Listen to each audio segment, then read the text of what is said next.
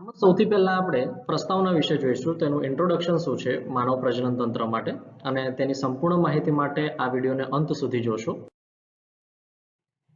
આમાં પ્રશ્ન પૂછી શકાય આપણને કે નર અને માદા પ્રજનન તંત્રનો પ્રાથમિક ખ્યાલ આપો. તો માનવ લિંગી પ્રજનન કરતા અને અપત્ય પ્રસવી છે, અને માનવ પ્રાજનનિક ઘટનાઓમાં કોનો સમાવેશ થાય છે? તો એમાં જનન કોષોનું નિર્માણ, જેને કહીએ આપણે ગેમેટોજીનેસિસ એટલે નિર્માણ થવું, ગેમેટ્સ એટલે જનન કોષો, એટલે કે નરમાં શુક્રકોષો બનશે અને માદા છે તેમાં અંડકોષોનું નિર્માણ થાય છે.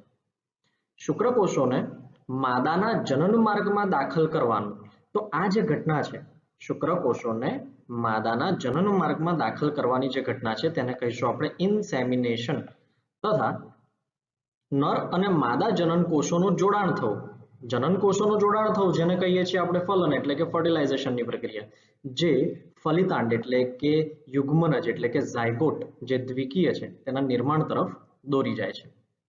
જે ગર્ભકોષ્ઠ કોથળીનું એટલે કે બ્લાસ્ટોસિસ્ટ નિર્માણ અને વિકાસ, તેનું ગર્ભાશયની દિવાલ સાથે જોડાવવું એટલે કે ગર્ભસ્થાપન ઇમ્પ્લાન્ટેશન, અને ગર્ભ વિકાસ અને બાળકનો જન્મ એટલે કે પ્રસૂતિ ને અનુસરે છે. તો આ ઘટનાઓ આપણે આ સંપૂર્ણ ચેપ્ટરની અંદર શીખવાની છે. ગર્ભકોષ્ઠ કોથળીનું નિર્માણ અને વિકાસ, ગર્ભાશયની દિવાલ સાથે ગર્ભનું જોડાવવું એટલે કે ગર્ભસ્થાપન ઇમ્પ્લાન્ટેશન, ગર્ભ વિકાસ, બાળકનો જન્મ એટલે કે પ્રસૂતિ અને દુગ્ધસ્રાવ, આ આપણા મુખ્ય મુદ્દાઓ રહેશે. એ સિવાય જનન કોષોનું નિર્માણ જેમ કે શુક્રકોષ જનન અને અંડકોષ જનન તથા માસિક ઋતુચક્ર પણ આ પ્રકરણના અગત્યના મુદ્દાઓ રહેશે. આ પ્રાજનનિક ઘટનાઓ યૌવન આરંભ બાદ થતી જોવા મળે છે. યૌવન આરંભ એટલે કે પ્યુબર્ટી ફેઝ. નર અને માદામાં પ્રજનનિક ઘટનાઓમાં નોંધપાત્ર તફાવત જોવા મળે છે. દાખલા તરીકે શુક્રકોષનું નિર્માણ વૃદ્ધ પુરુષોમાં પણ ચાલુ હોય, પરંતુ અંડકોષનું નિર્માણ સ્ત્રીઓમાં 50 વર્ષની વય આસપાસ સ્થગિત થઈ જાય છે. તો આ ઘટનાને કહેવામાં આવે છે મેનોપોઝ, કે સ્ત્રીઓમાં અંડકોષનું નિર્માણ 50 વર્ષની વયની આસપાસ સ્થગિત થઈ જતું જોવા મળે છે. માહિતી પણ હાજર છે, જેમાં નર અને માદાના બાહ્ય લક્ષણો તથા આંતરિક લક્ષણોનો તફાવત તમારી સમક્ષ રજૂ કરેલો છે. તેમાં નરના એટલે કે પુરુષના બાહ્ય લક્ષણોમાં સ્તન ગ્રંથિ હાજર હોય છે, પણ માત્ર નામ પૂરતી, જ્યારે સ્ત્રીની અંદર સ્તન ગ્રંથિ વિકસિત જોવા મળે. પુરુષમાં દાઢીમૂછ વિકસિત હોય, જ્યારે સ્ત્રીમાં દાઢીમૂછ જોવા મળતા નથી. પુરુષની અંદર સ્નાયુઓ મજબૂત, માદામાં સ્નાયુઓ પ્રમાણમાં નબળા હોય છે. નરમાં અવાજ ઘેરો, માદામાં અવાજ તીણો જોવા મળશે. તો આ તેના બાહ્ય લક્ષણો, એટલે કે જોઈને ખબર પડે કે આ નર છે અને બીજા માદા છે.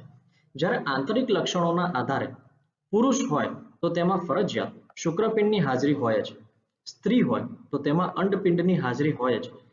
એ જ રીતે શુક્રપિંડ છે એની હાજરી વૃષણ કોથળીમાં આવેલી છે. વૃષણ કોથળી એ ઉદર ગુહાની બહારની તરફ આવેલું અને શીશ્નની નીચેની તરફ આવેલી એક કોથળી જેવી રચના છે, જેમાં શુક્રપિંડ હાજર હોય, જેને કહીએ છીએ આપણે વૃષણ કોથળી. અંડપિંડો ઉદર ગુહામાં આવેલા હોય છે. પુરુષ શુક્રપિંડોમાંથી શુક્રકોષ ઉત્પન્ન કરે છે, જ્યારે સ્ત્રીઓ અંડપિંડમાંથી અંડકોષ ઉત્પન્ન કરે છે.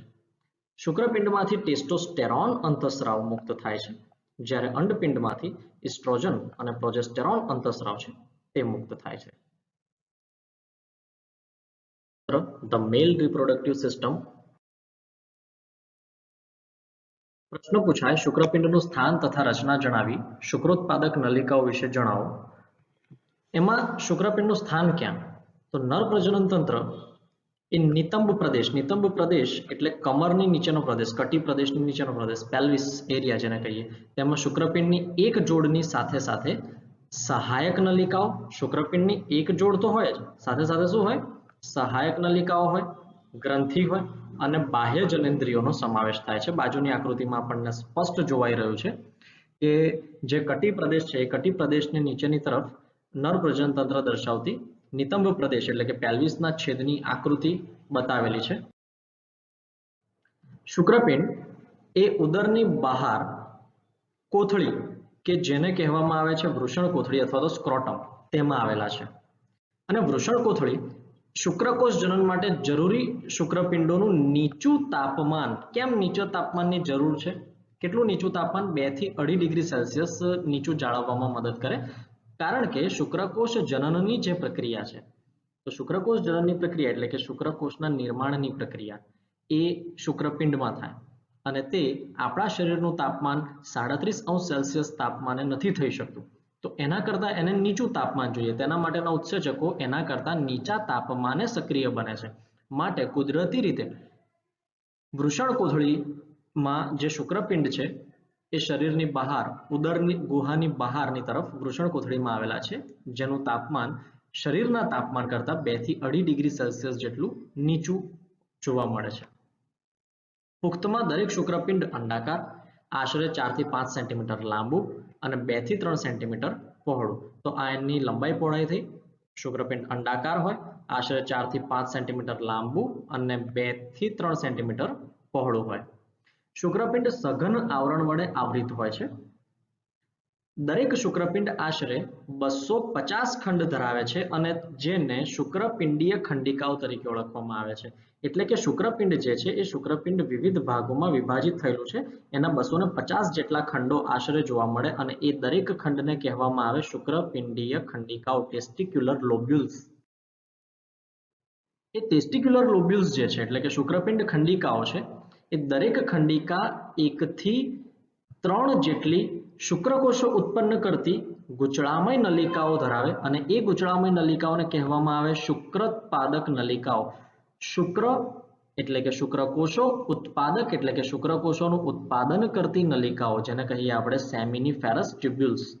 એટલે કે શુક્રપિંડ એક જોડ હોય, તેનો આડછેદ લઈએ તો આશરે તેમાં 250 ખંડો જોવા મળે. શુક્રપિંડ ખંડિકાઓ ટેસ્ટિક્યુલર લોબ્યુલ્સ જેને કહેવામાં આવે અને દરેક ખંડિકા 1 થી 3 શુક્રકોષો ઉત્પન્ન કરતી ખૂબ જ ગૂંચળામય શુક્રોત્પાદક નલિકાઓ ધરાવતું હોય છે. બાજુની જે ઉપરની આકૃતિ છે તેમાં આ જે બતાવેલા છે તે તેના લોબ્યુલ્સ બતાવેલા છે, એટલે કે તેની ખંડિકાઓ બતાવેલી છે. આવી કુલ 250 જેટલી ખંડિકાઓ તેમાં હાજર હોય અને દરેક ખંડિકાની અંદર આ રીતે જે લંબાયેલી જે ટ્યુબ્યુલ છે એવી કુલ 1 થી 3 શુક્રોત્પાદક નલિકાઓ હાજર હોઈ શકે. એટલે આ બહારની તરફ જે પાશ લંબાયેલો છે એ પાશ દર્શાવી રહ્યો છે શુક્રોત્પાદક નલિકાનો અને એ શુક્રોત્પાદક નલિકાનો આડછેદ અહીંયા નીચેની તરફ દર્શાવેલો છે.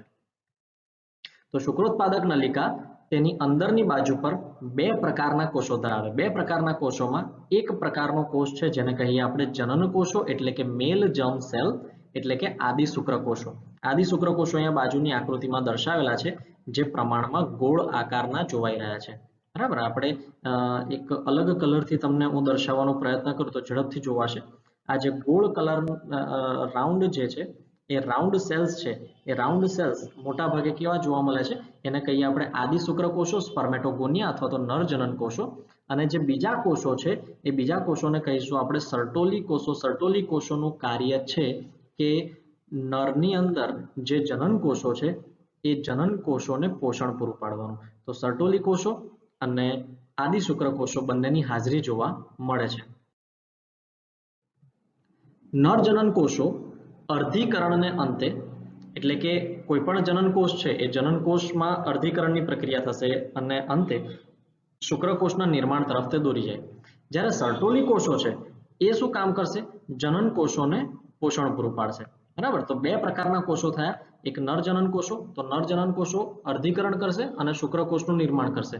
જ્યારે એ નિર્માણ પામેલા જે શુક્રકોષો છે, નરજનન કોષો છે, એ સર્ટોલી કોષો એ નરજનન કોષોને પોષણ પૂરું પાડવાનું કાર્ય કરશે. શુક્રોત્પાદક નલિકાના બહારના ભાગને કહેવામાં આવે છે આંતરાલીય અવકાશ. જે અગાઉની આકૃતિમાં આપણે જે પિંક કલરનો ભાગ જોયો, ઇન્ટરસ્ટિશિયલ સ્પેસ, તેને આપણે આંતરાલીય અવકાશ કહીએ, જે નાની રુધિરવાહિનીઓ અને આંતરાલીય કોષો એટલે કે ઇન્ટરસ્ટિશિયલ સેલ્સ અથવા તો લેડિગ કોષો ધરાવતા હોય છે. આ લેડિગના કોષો બહુ જ અગત્યના છે અને એ કોષો એન્ડ્રોજન્સ થી ઓળખાતા, એન્ડ્રોજન્સ એટલે કે નર, એન્ડ્રો શબ્દ જ્યારે વપરાય એ નરત્વ માટે વપરાતો શબ્દ છે એન્ડ્રો. તો એન્ડ્રોજન્સ થી ઓળખાતા શુક્રપિંડીય અંતઃસ્રાવોનું સંશ્લેષણ અને સ્રાવ કરે છે. અહીં અન્ય રોગ પ્રતિરક્ષા માટે સક્ષમ કોષો પણ હાજર છે.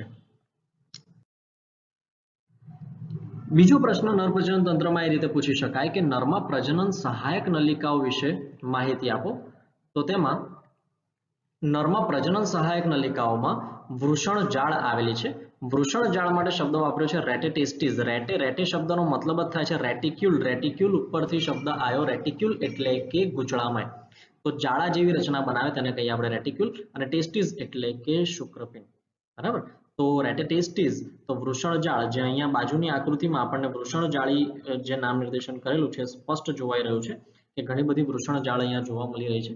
ત્યાર પછી બીજું છે શુક્રવાહિકાઓ, વાસા ઇફ્રેન્શિયા, અધિવૃષણ નલિકા, એપિડાયડિમિસ અને શુક્રવાહિની વાસા ડિફરન્સ નો સમાવેશ થાય છે. તો મુખ્ય આને યાદ રાખવાના છે આપણે: વૃષણ જાળ, શુક્રવાહિકાઓ, અધિવૃષણ નલિકા અને શુક્રવાહિની.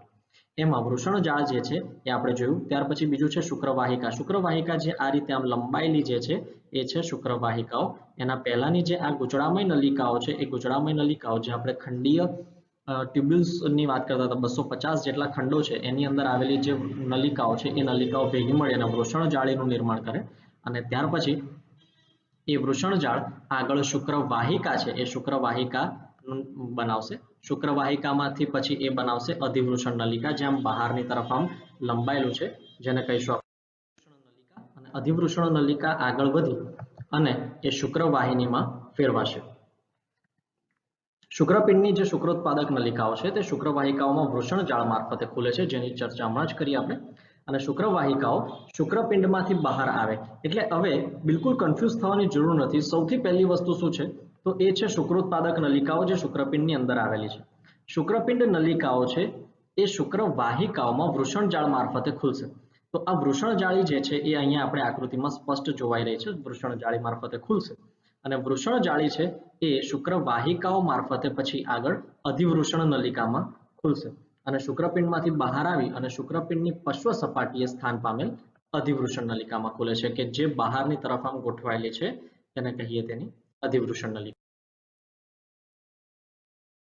અધિવૃષણ નલિકા ઉદરમાં ઉપરની તરફ શુક્રવાહિની તરીકે આગળ વધે છે. શુક્રવાહિની જે આ અધિવૃષણ નલિકાથી આગળની તરફ વિકસી રહી છે, આ જે ભાગ છે જેને કહીશું આપણે શુક્રવાહિની. બરાબર. તો શુક્રવાહિની છે આ એક લૂપ જેવું બનાવે છે. લૂપ એટલે કે પાશ બનાવે છે. મૂત્રાશયની ઉપરની તરફ પાશ બનાવે છે.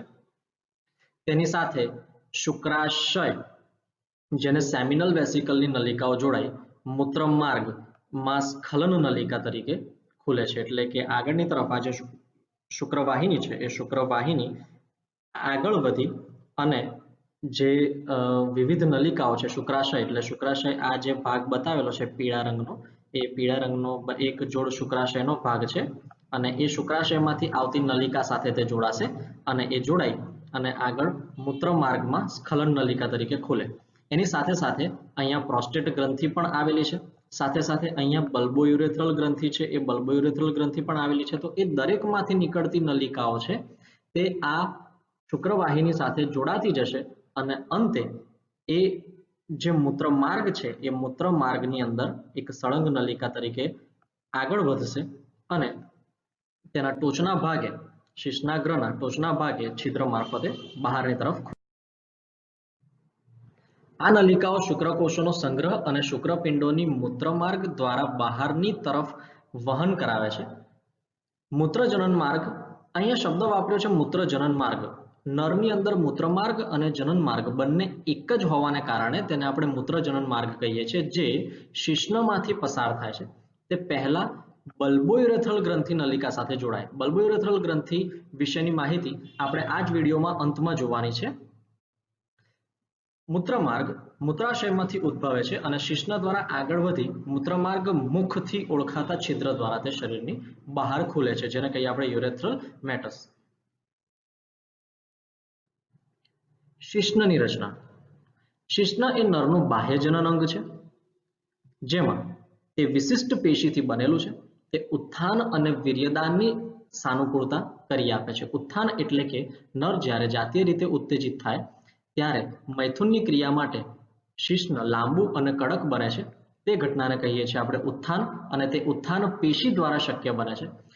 બીજું, એ વિશિષ્ટ પેશી દ્વારા વીર્યદાનની પ્રક્રિયા એટલે કે ઇન્સેમિનેશન. ઇન્સેમિનેશન એટલે અગાઉ જ આપણે શીખ્યા કે નર જે છે એ નર પોતાના શુક્રકોષો અથવા તો નર જે છે એ પોતાનું વીર્ય એ માદાના પ્રજનન માર્ગમાં દાખલ કરે તેને કહીએ આપણે ઇન્સેમિનેશનની પ્રક્રિયા. તેના માટેની સાનુકૂળતા કરી આપે છે.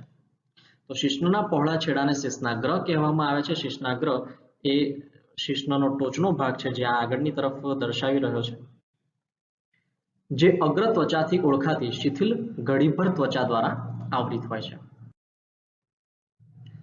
નર સહાયક પ્રજનન ગ્રંથિઓ, તેમાં નર સહાયક ગ્રંથિઓમાં એક જોડ શુક્રાશય, એક પ્રોસ્ટેટ અને એક જોડ બલ્બોયુરેથ્રલ ગ્રંથિઓનો સમાવેશ થાય છે. આ ગ્રંથિઓનો સ્રાવ શુક્રાશય રસ એટલે કે સેમિનલ પ્લાઝ્મા, જે ફ્રુક્ટોઝ, કેલ્શિયમ અને કેટલાક ઉત્સેચકોથી સભર હોય છે. બલ્બોયુરેથ્રલ ગ્રંથિઓનો સ્રાવ શિશ્નના ઊંજણમાં પણ મદદ કરે છે. આ ગ્રંથિઓ વિશેની કેટલીક વિશેષ માહિતી આપણે અહીંયા શીખવાની છે. જેમ કે શુક્રાશય, તો શુક્રાશય છે એનું સ્થાન ક્યાં? તો એનું સ્થાન મૂત્રાશયના પાયાના ભાગે આવેલું હોય. તે વીર્યનું 60% પ્રવાહી ઉત્પન્ન કરશે અને ઘટ્ટ પીળાશ પડતો સ્રાવ શર્કરા, વિટામિન સી અને અન્ય ઘટકોથી સભર હોય છે, જે શુક્રકોષોને પોષણ પણ પૂરું પાડશે અને શુક્રાશયની નલિકા એ શુક્રવાહિની સાથે જોડાઈ અને સ્ખલન નલિકા બનાવવાનું કામ કરશે. તેથી શુક્રકોષો છે એ શુક્રાશય પ્રવાહી સાથે મૂત્રજનન માર્ગમાં પ્રવેશી શકે. ગ્રંથિ છે તે છે પ્રોસ્ટેટ ગ્રંથિ. પ્રોસ્ટેટ ગ્રંથિ મૂત્રાશયના પશ્વ પ્રદેશમાં આવેલા છે. પ્રોસ્ટેટ ગ્રંથિનો સ્રાવ દૂધ જેવો હોય, તે શુક્રકોષોને સક્રિય કરે તથા મૂત્રજનન માર્ગમાં ઘણી નાની નલિકાઓ દ્વારા તે દાખલ થતી હોય છે, જેની આકૃતિ આપણે અગાઉના આ જ વિડીયોમાં શરૂઆતમાં જોઈ છે. ત્રીજી ગ્રંથિ છે બલ્બોયુરેથ્રલ ગ્રંથિ, જે એક જોડ આવેલી છે, જે પ્રોસ્ટેટ ગ્રંથિની હેઠળ એટલે કે નીચેના ભાગમાં મૂત્રજનન માર્ગની પાર્શ્વ બાજુએ આવેલી હોય અને પ્રોસ્ટેટ ગ્રંથિની જેમ તે બેઝિક આલ્કલાઇન પ્રવાહીનો સ્રાવ કરે છે. આલ્કલાઇન એટલે કે બેઝિક, જે સમાગમ દરમિયાન ઘર્ષણ નિરોધક તરીકે વર્તે. હવે કુદરતે કેમ આ બેઝિક પ્રવાહી રાખ્યું? કારણ કે માદાનો જે યોનિ માર્ગ છે એ યોનિ માર્ગ પ્રમાણમાં એસિડિક આવરણ ધરાવે છે, જેથી એ તટસ્થીકરણની પ્રક્રિયા માટે આ પ્રોસ્ટેટ ગ્રંથિ દ્વારા બેઝિક પ્રવાહીનો પણ સ્રાવ થાય છે, જે વીર્યને બેઝિક બનાવે છે, જે સમાગમ દરમિયાન ઘર્ષણ નિરોધક તરીકે એટલે કે ઊંજણ તરીકે વર્તે છે. આ દરેક ગ્રંથિઓ અને શુક્રકોષો ભેગા મળી અને વીર્યનું બંધારણ બનાવે છે. તો વીર્ય કેવું છે? તો વીર્ય એ દૂધ જેવું સફેદ અને ચિકાસયુક્ત શુક્રકોષો સહાયક ગ્રંથિના સ્રાવનું મિશ્રણ છે. વીર્યની સાપેક્ષ આલ્કલીયતા 7.2 થી 7.6, જે યોનિ માર્ગના અમ્લીય પર્યાવરણ કેટલું છે, એસિડિક કેટલું છે, 3.5 થી 4 ને તટસ્થ કરવા માટે મદદ કરે છે. એટલે કે નરનું જે વીર્ય છે એ બેઝિક પ્રવાહી છે, આલ્કલીય છે, જ્યારે યોનિ માર્ગની અંદરની તરફનું પર્યાવરણ જે છે તે એસિડિક છે, એટલે કે અમ્લીય પર્યાવરણ છે, જે તેને તટસ્થ કરવામાં મદદ કરે. તે નાજુક શુક્રકોષોનું રક્ષણ અને ચલિતતામાં વધારો કરે છે. દરેક સ્ખલનમાં વીર્યનું કદ 3 થી 4 ml હોય છે. અને આ વિડીયોમાં આપણે માદા પ્રજનન તંત્રને જુદા જુદા પ્રશ્નોમાં કેવી રીતે પૂછી શકાય તેના વિશેની પણ સંપૂર્ણ માહિતી શીખવાના છીએ. પહેલી રીતે પ્રશ્ન પૂછાય કે માદા પ્રજનન તંત્રમાં મુખ્ય વિવિધ ભાગો વિશે ટૂંકમાં માહિતી આપો. માદા પ્રજનન તંત્ર નિતંબ પ્રદેશમાં આવેલું છે, જે એક જોડ અંડપિંડ અને તેની સાથે એક જોડ અંડવાહિનીઓ, ગર્ભાશય, ગ્રીવા, યોનિ માર્ગ અને બાહ્ય જનેન્દ્રિયો એટલે કે એક્સટર્નલ જેનિટાલિયા ધરાવે છે. બાજુની આકૃતિમાં આપણને સ્પષ્ટ જોવાઈ રહ્યું છે, જેના દરેક નામ નિર્દેશન આપણે ધ્યાનથી જોઈશું. તો સૌથી બહારની તરફનો જે માર્ગ છે જેને કહીશું યોનિ માર્ગ, યોનિ માર્ગની અંદરની તરફ આવેલું છે બંને સાઈડમાં મુખ્ય ભગોષ્ઠ, ગૌણ ભગોષ્ઠ અને સહેજ આગળની તરફ મૂત્ર માર્ગની સહેજ આગળની તરફ ભગશિશ્ન આવેલું છે, જેને ભગશિશ્નિકા પણ કહેવામાં આવે છે, અને તેની પાછળની બાજુએ મૂત્ર માર્ગનું છિદ્ર છે. માદામાં મૂત્ર માર્ગ અને જનન માર્ગ બંને જુદા જુદા જોવા મળે છે, જ્યારે નરની અંદર મૂત્ર માર્ગ અને જનન માર્ગ એક જ જોવા મળે છે. ત્યાર પછી આગળ પ્યુબિક સિમ્ફાઇસિસની હાજરી છે. તેની ઉપરની તરફ મૂત્રાશય, ગર્ભાશય અંદરની તરફ, ગર્ભાશયના મુખને ગ્રીવા કહેવાય, તેની પાછળ મળાશય આવેલું છે. ગર્ભાશયની ગ્રીવાને અનુસરીને એક લાંબી નલિકાકાર રચના છે જેને યોનિ કહીએ, બરાબર, અને છેલ્લે અંતે મળાશયના છેડાને મળદ્વાર કહીશું. તો આ આકૃતિની સંપૂર્ણ માહિતી થઈ. તંત્રના આ ભાગોની સાથે એક જોડ સ્તન ગ્રંથિઓ એ રચનાત્મક અને ક્રિયાત્મક રીતે સંકળાયેલી છે. તમામ અંડકોષ પાતની પ્રક્રિયા એટલે કે ઓવ્યુલેશન, ફલનની પ્રક્રિયા, ગર્ભધારણ, જન્મ અને બાળ સંભાળની પ્રક્રિયાને મદદરૂપ થતું હોય છે. બીજો પ્રશ્ન પૂછી શકાય કે અંડપિંડનું સ્થાન અને બાહ્ય રચના વર્ણવો. અંડપિંડ એ માદા જનનકોષ એટલે કે અંડકોષ અને ઘણા સ્ટીરોઇડ અંતઃસ્રાવો એટલે કે અંડપિંડીય અંતઃસ્રાવો ઉત્પન્ન કરતા મુખ્ય જાતીય અંગો તરીકે ઓળખવામાં આવે છે. એટલે કે માદામાં જો મુખ્ય પ્રજનન અંગ છે તો તે અંડપિંડ છે, જે એક જોડની હાજરી ધરાવે છે. તેનું સ્થાન ક્યાં આવેલું છે? તો અંડપિંડ ઉદરના નીચેના ભાગે દરેક બાજુએ એક એક ગોઠવાયેલા છે. ઉદરની નીચેનો ભાગ, જેને પેઢું તરીકે પણ ઓળખવામાં આવે છે, તો તે એક એક ગોઠવાયેલા છે. અહીંયા આકૃતિની અંદર રેડ કલરના જે સર્કલ જે દર્શાવેલા છે તે અંડપિંડની રચના દર્શાવેલી છે. તેની રચનામાં દરેક અંડપિંડ આશરે 2 થી 4 સેન્ટીમીટર લાંબુ, એની લંબાઈ જે છે એ 2 થી 4 સેન્ટીમીટર લાંબુ, અને એ જોડાયેલું છે કોની સાથે? એ જોડાયેલું છે અસ્થિબંધ દ્વારા, પણ નિતંબની દિવાલ અને ગર્ભાશય આ બંને સાથે અસ્થિબંધ દ્વારા સંપર્કમાં રહીને જોડાયેલું છે. દરેક અંડપિંડ પાતળા અધિચ્છદીય આવરણ દ્વારા આવરિત હોય છે, જે અંડપિંડીય આધારકને આવરવાનું કામ કરે છે. હવે આધારક બે વિસ્તાર હોય. બે વિસ્તારમાં એક વિસ્તાર છે જેને કહીએ પરિઘવર્તી બાહ્યક, અને બીજું જે છે તેને કહીએ આપણે અંદરનું મજ્જક. ત્રીજો પ્રશ્ન પૂછાય કે અંડવાહિનીઓની રચના અને સ્થાન વિશે માહિતી આપો. તો અંડવાહિનીઓ કે ગર્ભાશયની નળી એટલે કે ફેલોપિયન ટ્યુબ્સ, અંડવાહિનીને કહીશું ઓવિડક્ટ્સ, ગર્ભાશય અને યોનિ માર્ગ મળી માદા સહાયક નલિકાઓ બનાવે છે. અને બાજુની આકૃતિમાં સ્પષ્ટ રીતે આપણે તેને સમજી શકીએ. સૌથી બહારની તરફ આ જે છે તે અંડવાહિની નિવાપ છે, જે આ રીતે ગરણી જેવો આકાર ધારણ કરે છે. ગરણી જેવો આકાર હોય ત્યારે તેને આપણે નિવાપ શબ્દથી ઓળખી શકીએ. ત્યાર પછી સહેજ ઉપરની તરફ તુંબિકા એટલે કે સહેજ ફૂલેલો ભાગ હોય, અને એની બહારની તરફ જે મોટો લંબાયેલો વિસ્તાર છે જેને કહીશું આપણે ઇથમસ. આ ત્રણેય ભેગા મળીને અંડવાહિની નિવાપ, તુંબિકા અને ઇથમસ ભેગા મળી અને અંડવાહિનીનું નિર્માણ કરે, અને ઇથમસ અંતે ગર્ભાશયમાં ખુલે છે. આ જે ત્રિકોણ આકારનો જે ભાગ જોવાઈ રહ્યો છે તે ગર્ભાશયનો છે. અંડપિંડના પરિઘ વિસ્તારથી ગર્ભાશય સુધી લંબાયેલા એક અંડવાહિની એટલે કે ગર્ભાશયની નળી આશરે 10 થી 12 સેન્ટીમીટર લંબાઈ ધરાવે છે. તેના અંડપિંડની નજીક રહેલ ગરણી આકારના ભાગને અંડવાહિની નિવાપ એટલે કે ઇન્ફન્ડિબ્યુલમ તરીકે ઓળખીએ છીએ. ગરણી આકાર હોય એટલે આપણે કેમિસ્ટ્રીમાં જોયું હશે કે આ રીતની ફનેલ જે છે એ ફનેલ શેપ જે હોય એને નિવાપ આકાર તરીકે આપણે ઓળખીએ છીએ. એટલે કે એક છેડો જે છે એ પહોળો અને બીજો જે છેડો છે તે સાંકડો. તો અહીંયા નિવાપમાં પણ એવું જ છે. આ જે બહારની તરફનો જે છેડો છે એ અંડવાહિની બહારનો છેડો છે એ પહોળો છે, જ્યારે અંદરની તરફનો જે છેડો છે તે આ સાંકડો છે. તેથી આ નિવાપ જેવો આકાર બને છે, ગરણી જેવો આકાર બને છે. ઇન્ફન્ડિબ્યુલમ તેને કહેવામાં આવે, અંડવાહિની નિવાપ. અંડવાહિની નિવાપની કિનારીઓ આંગળી જેવા પ્રવર્ધો ધરાવે છે. આંગળી જેવા પ્રવર્ધો મિત્રો અહીંયા આકૃતિમાં સ્પષ્ટ જોવાઈ રહ્યું છે. આ રીતે આંગળી જેવા પ્રવર્ધો જોઈ શકાય છે, જે સીધા અંડપિંડના ભૌતિક સંપર્કમાં નથી, જેને ફિમ્બ્રી તરીકે ઓળખવામાં આવે છે. એ અંડપાત બાદ એટલે કે આ જે અંડકોષ છે, અંડપિંડ છે, એ અંડપિંડની અંદર અંડપિંડની અંદર રહેલો જો કોઈ અંડકોષ છે, જો બહારની તરફ આવે, અંડકોષ પાત થાય, તો મુક્ત થતા અંડકોષને એકત્રિત કરવામાં એ ફિમ્બ્રી મદદરૂપ થાય છે. તો એ જે આંગળી જેવા પ્રવર્ધો છે એ અંડકોષ પાત દ્વારા એ પોતાની તરફ અંડકોષને ગ્રહણ કરી લેશે. અંડવાહિનીની વાપ તુંબિકાથી ઓળખાતા અંડવાહિનીના પહોળા ભાગ તરફ આગળ દોરાઈ જાય છે. એટલે કે આ અંડવાહિનીની વાપ છે, ત્યાંથી આમ આગળની તરફ જઈએ તો આ જે પહોળો ભાગ છે જેને કહીશું આપણે તુંબિકા તરીકે ઓળખવામાં આવે છે. અને અંડવાહિનીનો અંતિમ ભાગ જેને કહીશું આપણે ઇથમસ. તો ઇથમસ છે એ સાંકડું પોલાણ ધરાવે છે. આ જગ્યાએ જે પોલાણ જે છે તે સાંકડું પોલાણ ધરાવે છે અને તે ગર્ભાશય સાથે જોડાય છે.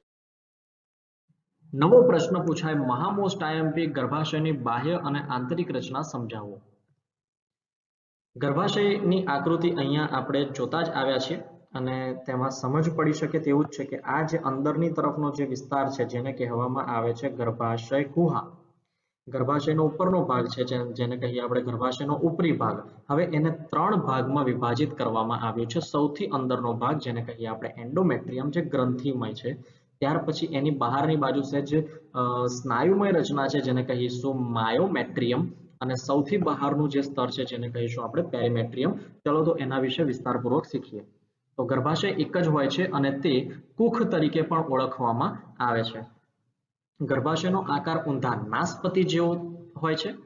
તે નિતંબની દિવાલ સાથે જોડાયેલ અસ્થિબંધ દ્વારા આધાર પામેલ હોય છે. ગર્ભાશય યોનિ માર્ગમાં સાંકડી ગ્રીવા દ્વારા ખુલે છે. યોનિ માર્ગ જે છે આ ગ્રીવા છે. ગર્ભાશય જ્યાંથી પૂરું થાય ત્યાર પછી જે સાંકડો વિસ્તાર છે જેને કહીશું આપણે ગ્રીવા, અને એ ગ્રીવા નલિકા દ્વારા એ યોનિ માર્ગ મારફતે બહારની તરફ ખુલે છે. ગ્રીવાની ગૃહાને ગ્રીવા નળી એટલે કે સર્વાઇકલ કેનાલ તરીકે ઓળખવામાં આવે છે, જે યોનિ માર્ગ સાથે જોડાઈ અને જન્મનળી એટલે કે બર્થ કેનાલ બનાવે છે. એટલે કે બાળકનો જન્મ, બાળક જે છે એ બાળકના ગર્ભનું સ્થાપન અહીંયા જ થાય છે અને એ બાળક આ ગર્ભના વિસ્તારમાં જ વિકસિત થાય છે. ત્યાર પછી એ દુનિયામાં જ્યારે અવતરે છે, જ્યારે તેનો જન્મ થાય, તે આ યોનિ માર્ગ મારફતે જ આ દુનિયામાં અવતરતું હોય છે, જેથી તેને બર્થ કેનાલ પણ કહેવાય, જન્મ નળી પણ કહેવાય. ગર્ભાશયની દિવાલ પેશીના 3 સ્તર ધરાવે. એક તો બાહ્ય પાતળું સ્તર છે જેને કહીએ પેરીમેટ્રિયમ, પેરીફેરી, બહારની તરફ ફરતે આવેલું છે માટે તેને પેરીમેટ્રિયમ તરીકે ઓળખવામાં આવ્યું. બીજું છે મધ્યનું અરેખિત સરળ સ્નાયુઓનું જાડું સ્તર એટલે કે માયોમેટ્રિયમ. સ્નાયુઓનું જાડું સ્તર છે તો સ્નાયુઓ 2 પ્રકારના તંતુઓથી બનેલા છે, માયોસિન અને એક્ટિન. માયોસિનના તંતુઓ પ્રમાણમાં વધુ જાડા હોય છે, જે અગાઉ આપણે ભણી ચૂક્યા છીએ. તો આ જે સ્નાયુઓનું જાડું સ્તર છે તેને કહીશું આપણે માયોમેટ્રિયમ. જ્યારે માયોમેટ્રિયમ બાળકના પ્રસવ દરમિયાન ખૂબ જ સંકોચન દર્શાવે છે. ત્રીજું સ્તર છે અંદરના ગ્રંથીય સ્તરને એન્ડોમેટ્રિયમ તરીકે ઓળખવામાં આવે છે. એન્ડો એટલે અંદરની તરફ, જે ગર્ભાશય ગુહાનું અસ્તર બનાવે છે એટલે કે અંદરની તરફનો વિસ્તાર બનાવે, જે ગ્રંથીય છે. અને એન્ડોમેટ્રિયમ ઋતુચક્ર દરમિયાન ચક્રીય ફેરફારમાંથી પસાર થાય છે. હવે ઋતુચક્ર એ માત્ર માદામાં ચાલતી પ્રક્રિયા છે અને ગર્ભાશય પણ માત્ર માદાની અંદર જ હાજર હોય તેવું અંગ છે. તેના ચક્રીય ફેરફારો વિશે આપણે નવો એક વિડીયો બનાવેલો છે, જે આ પ્લેલિસ્ટમાં જોઈ લેશો. માદા એટલે કે સ્ત્રીમાં બાહ્ય જનેન્દ્રિયો વિશે માહિતી આપો. તેમાં માદામાં બાહ્ય જનેન્દ્રિયોમાં કેટલાક નીચેનાનો સમાવેશ થાય છે, જેમ કે પહેલા મોન્સ પ્યુબિસ, મુખ્ય ભગોષ્ઠ જેને કહીએ લેબિયા મેજોરા. ત્રીજું છે ગૌણ ભગોષ્ઠ લેબિયા માઇનોરા. ચોથું છે યોનિપટલ એટલે કે હાઇમેન, જેને કૌમાર્યવત પડદા તરીકે પણ ઓળખવામાં આવે છે. છઠ્ઠું છે ભગશિશ્નિકા એટલે કે ક્લાઇટોરિસ, જે નરના શિશ્નના સમકક્ષ ગણવામાં આવે છે. મોન્સ પ્યુબિસ એ મેદ પેશીની બનેલી ત્વચા દ્વારા આવૃત અને પ્યુબિક વાળ ધરાવતી ગાદી જેવી રચના છે. બીજું છે મુખ્ય ભગોષ્ઠ, જે પેશીની માંસલ ગળીઓ છે અને મોન્સ પ્યુબિસથી નીચે સુધી લંબાયેલી અને યોનિ માર્ગના મુખને ઘેરતી રચના છે.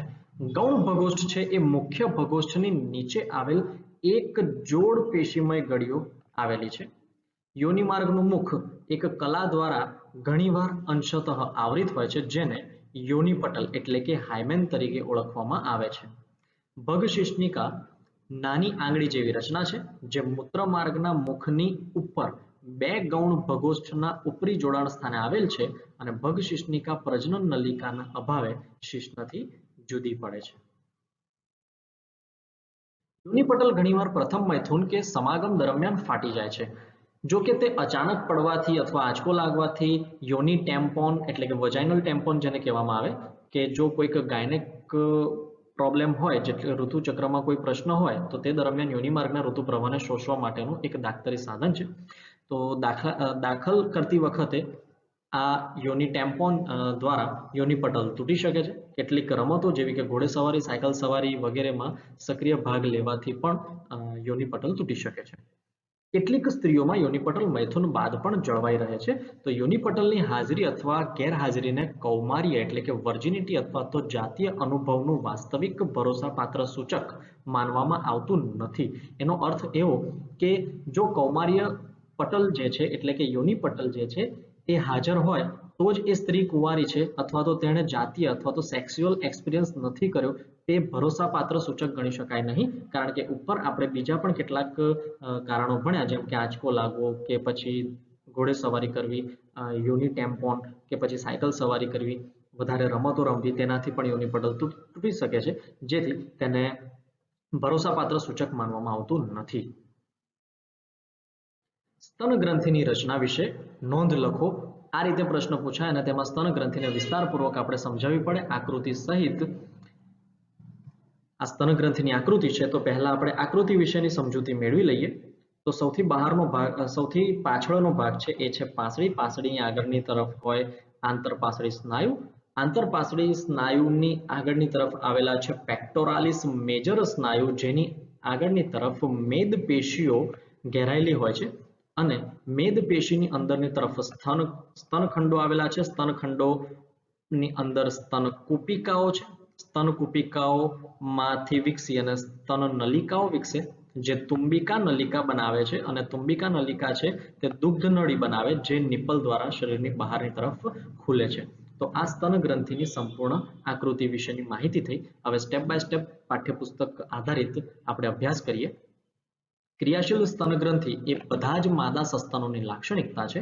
સ્તન ગ્રંથિઓ ગ્રંથિમય પેશી અને ભિન્ન માત્રામાં ચરબી ધરાવતી જોડમાં આવેલ રચના છે. પ્રત્યેક સ્તનની ગ્રંથિમય પેશી 15 થી 20 સ્તનખંડોમાં વહેંચાયેલી છે કે જે કુપિકાથી ઓળખાતા કોષોના સમૂહ ધરાવે છે. કુપિકાના કોષો, અહીંયા કુપિકા કોને કહીશું? તો કુપિકા જે આકૃતિની અંદર આ જે ગોળ સર્કલ્સ બતાવેલા છે એ આપણે કુપિકા તરીકે ઓળખીએ, જેને આપણે સ્તન કુપિકાઓ તરીકે નામ નિર્દેશિત કર્યા છે. તો એ કુપિકાના પોલાણ ગુહામાં સ્રવતું દૂધ તેમાં સંગ્રહ પામે છે. કુપિકા સ્તન નલિકાઓમાં ખુલે છે, એટલે કે કુપિકાઓને અનુસરીને જે આ પાતળી નલિકાઓ વિકસી રહી છે એ પાતળી નલિકાઓનો વિકાસ એ ક્યાં ખુલે છે? સ્તન નલિકાઓ છે તેમાં ખુલે છે. દરેક ખંડની નલિકાઓ ભેગી મળી સ્તન વાહિની બનાવે છે. ઘણી સ્તન વાહિનીઓ ભેગી મળી પહોળી સ્તનતુંબિકા બનાવે છે. એટલે કે સ્તનતુંબિકા જે આ શરૂઆતની ઘણી બધી નલિકાઓ ભેગી મળી અને આ જે વધારે ફૂલેલો જે ભાગ છે એને કહીશું આપણે તુંબિકા. તો એ તુંબિકા બનાવે છે, જે દુગ્ધ વાહિની કહો કે પછી દુગ્ધ નળી કહો, બંનેનો અર્થ એક જ થાય છે. જે દુગ્ધ વાહિની લેક્ટિફેરસ ડક્ટ સાથે જોડાય છે, જેના દ્વારા દૂધ શોષવાથી બહાર નીકળશે અને દૂધ શોષવા માટે કુદરતી સાધન તરીકે નિપલ આપેલું છે. કેટલીક વધારાની માહિતી જે આપણા પાઠ્યપુસ્તકમાં આપેલ નથી, તો તમે એને એકવાર ફરીથી સમજી લેશો કે સ્તન ગ્રંથિઓમાં સહાયક પ્રજનન ગ્રંથિઓ, તો તેમાં પ્રજનન માર્ગનું છિદ્ર, મૂત્ર માર્ગના છિદ્ર, યોનિ માર્ગના છિદ્ર અને પેરાયુરેથ્રલ અને બર્થોલિન ગ્રંથિઓની વાહિનીઓને ઢાંકવાનું કામ કરે છે. તો પેરાયુરેથ્રલ ગ્રંથિઓ શું કાર્ય કરે છે? જે ગર્ભાશયના મુખની બંને બાજુએ આવેલી છે, આ ગ્રંથિઓ નરની પ્રોસ્ટેટ ગ્રંથિને સમમૂલક છે અને શ્લેષ્મનો સ્રાવ કરે છે. તેઓ સ્કેનેની ગ્રંથિઓ તરીકે પણ ઓળખવામાં આવે છે. બીજી ગ્રંથિઓ છે બર્થોલિન ગ્રંથિઓ. બર્થોલિન ગ્રંથિઓ યોનિદ્વારની બંને બાજુએ આવેલી છે. તે નરની કાઉપર ગ્રંથિની સમમૂલક છે અને સમાગમ દરમિયાન યોનિ માર્ગના મુખને ઊંજણ માટે મદદરૂપ થાય છે, જેથી તે શ્લેષ્મનો સ્રાવ કરશે.